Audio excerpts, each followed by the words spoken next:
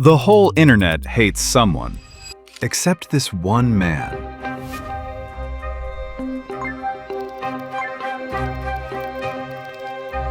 It does not matter who you are or how much good you have done.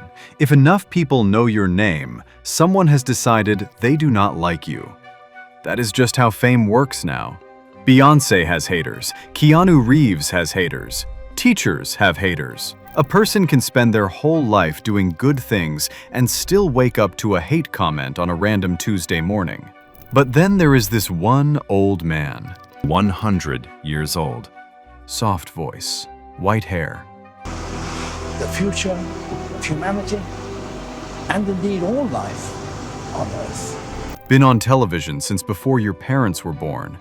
And the entire internet looked at him and said, no. Not him. We are not doing this with him. His name is David Attenborough, and this is how a quiet boy from Leicester became the one person on Earth nobody can bring themselves to hate. He was born in 1926. While other kids played outside, young David was in the garden digging up fossils and collecting stones. His family thought it was a phase. It was not a phase. He went to Cambridge, spent 2 years in the Navy, and in 1952 walked into the BBC looking for a job. Television back then was black and white. Most people did not even own a TV yet. Nature documentaries did not really exist. Nobody thought regular people would sit and watch animals on a screen. David Attenborough thought differently. Within a few years, he was traveling to places most people had never heard of. Papua New Guinea, the jungles of Guyana, Sierra Leone. He got bitten, rained on, and lost in places with no names. And through all of it, there was this genuine excitement that came through the screen in a way that felt completely real. Because it was real. He was not performing curiosity. He actually had it. He was never pretending.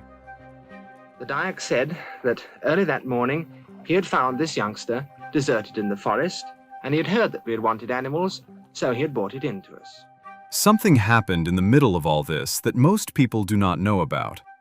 In the late 1960s, Attenborough became controller of BBC Two. He helped bring color television to the UK. He had made it by every normal measure. And then he walked away. He gave up the desk and the title because sitting in an office felt wrong. Well, I don't know, without sounding pretentious, but all I know is that living in a city and sitting in an office from 9 o'clock in the morning to 9 o'clock at night and watching television till midnight leaves something out, and something that's fairly important, and I just want to see a bit of that again, that's all. He wanted to be back outside, back where the animals were. Most people spend their whole lives trying to reach the top of the ladder.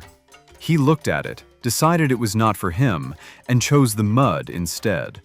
That decision told you everything about who he was. In 1979 came Life on Earth, 13 episodes, filmed over 3 years across 40 countries. Over 15 million people watched it in the UK alone. Suddenly, nature was not something boring that happened outside. It was the most extraordinary story ever told. On this mosquito, there was this huge rat, and I could see underneath, I could see his long little white teeth coming closer and closer to my face, and I didn't care for that either. And the man telling it, calm and warm and never showing off, became the most trusted voice on television. Then came The Living Planet, Trials of Life, Planet Earth, Blue Planet, each one bigger than the last. Children who grew up watching him became marine biologists and conservationists. Whole families sat in silence, watching something impossibly beautiful move across their screen. He did not just make documentaries, he changed what people cared about. And then something shifted.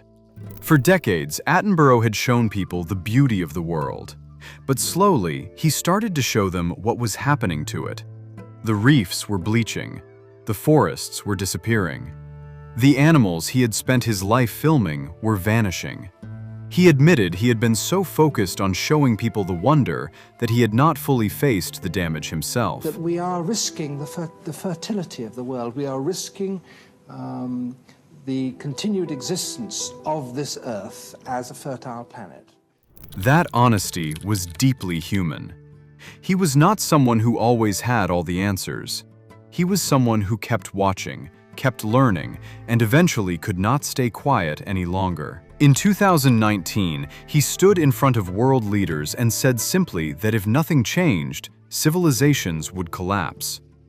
The room went quiet. Leaders of the world, you must lead. The continuation of our civilizations and the natural world upon which we depend is in your hands. Because when David Attenborough says something, after 70 years of never once lying to you, you believe it. That is the whole story of why there are no haters. He never made himself the center of anything.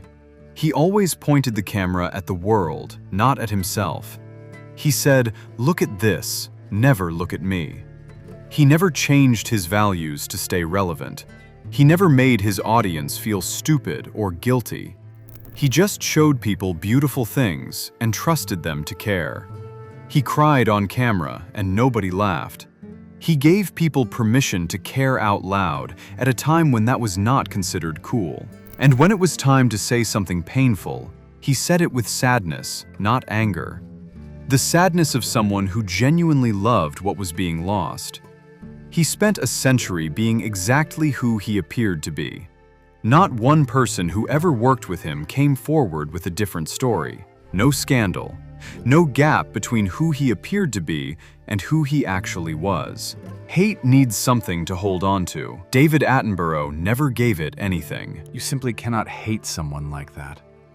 You can only be glad they existed, and quietly hope that somewhere out there, a kid is digging up fossils in a garden right now, with no idea yet what they are about to become.